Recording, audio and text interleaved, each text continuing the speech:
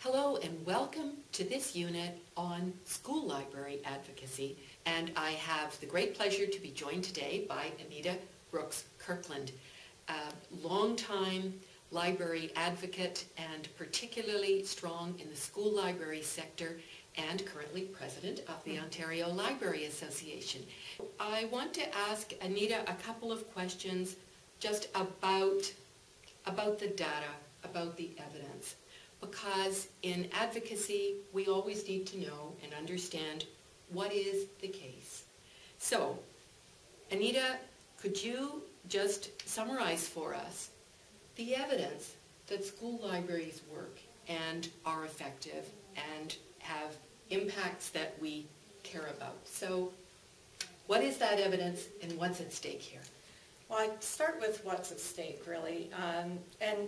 You know, I'm going to encourage people, because everybody's been through school, just forget about your memories of your school library. You may have had an excellent school library. You may have had an excellent teacher librarian.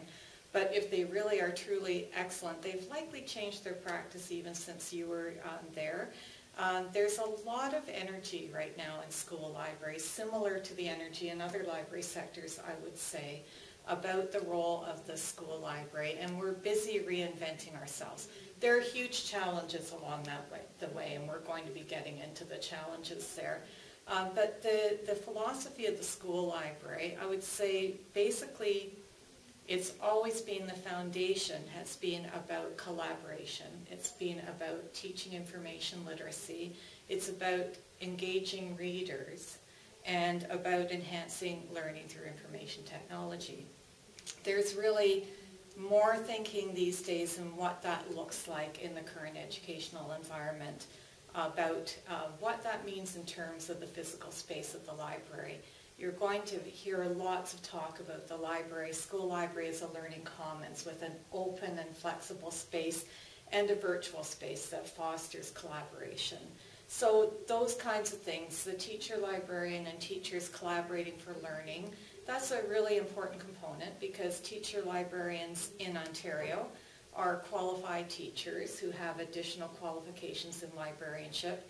So that means that we are more involved in planning and assessing with teachers when we do in information literacy and other kinds of instruction. Skills of inquiry and research, multiple literacies, integration of technology, fostering the individual, social and cultural growth. So, you know, all sounds really wonderful, but you asked, what's the evidence? What is the evidence? So, you know, I could take you through the evidence.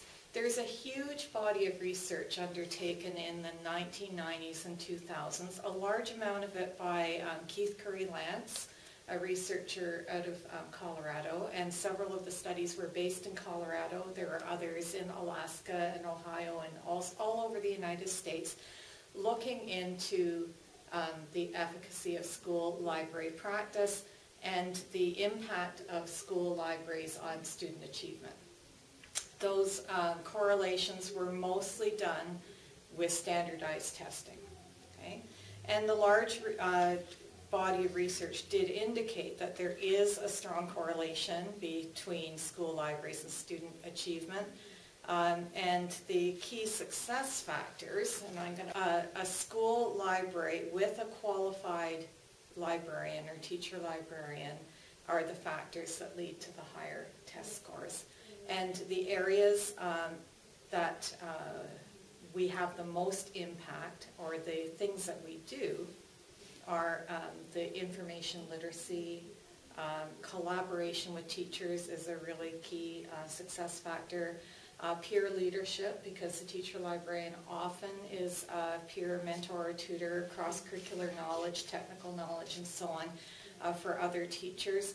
There are other factors that do have an influence, of course, the investment in terms of collection, flexible scheduling, the kinds of hours that you're able to keep open.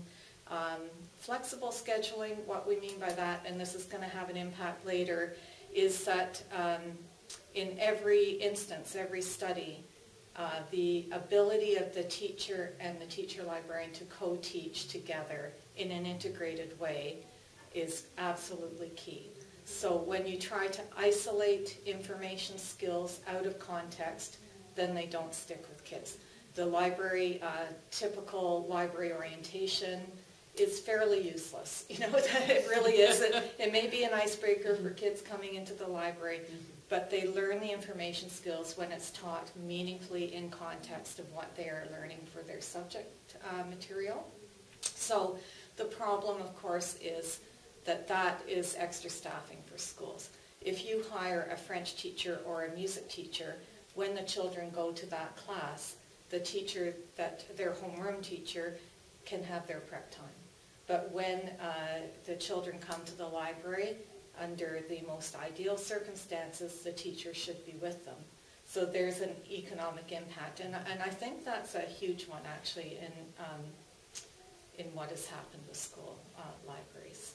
So again and again, you will notice that when Anita has been sharing this information with us, she has highlighted the teaching qualifications and role of that core professional, and that is one of the things that it seems is less well understood out there than it needs to be.